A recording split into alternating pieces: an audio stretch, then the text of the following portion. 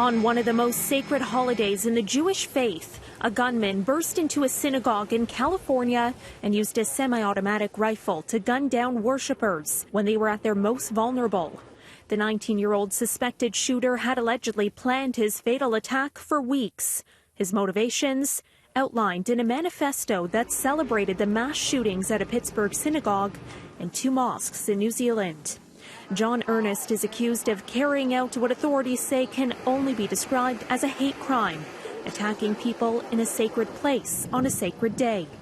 The shooting at a house of worship on the final day of Passover comes at a time of rising extremism in Canada and around the world. We cannot simply stand by. We can and we must do more to build a coordinated global response and prevent extremists from inciting violence and spreading hatred. Police in San Diego say Ernest left behind an anti-Jewish manifesto filled with racist rants. City News has chosen not to release it.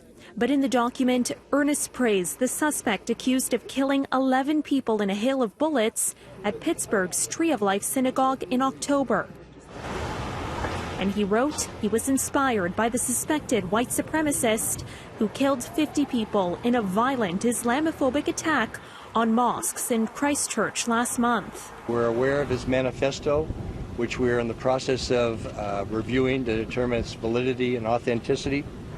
The Jewish human rights group B'nai B'rith tracks cases of anti-Semitism in Canada and says they've been on the rise for the last 5 years. Anti-Semitism is certainly moving online more so than anywhere else, but online threats can have very real-world ramifications. We've seen in Canada, well, again, fortunately we haven't seen it in the form of a direct attack like we saw yesterday in San Diego. We're seeing a resurgence of swastika graffiti. We're seeing a resurgence of rhetoric and content that brings back to mind, 1930s Nazi-style propaganda. 1 person was killed in yesterday's shooting and 3 others wounded, the youngest an 8-year-old girl. Corin says the latest violence is a culmination of the Jewish community's worst fears. When these type of attacks take place, this wasn't an attack just on Chabad of Poem or an attack on San Diego. This was an attack on every Jewish person in the world. We all feel this because it could be us. Today, the New York Times apologized for an anti-Semitic cartoon that appeared in the newspaper's international edition, which I won't show. But B'nai B'rith says the cartoon is the kind of propaganda that is dangerous for the Jewish community.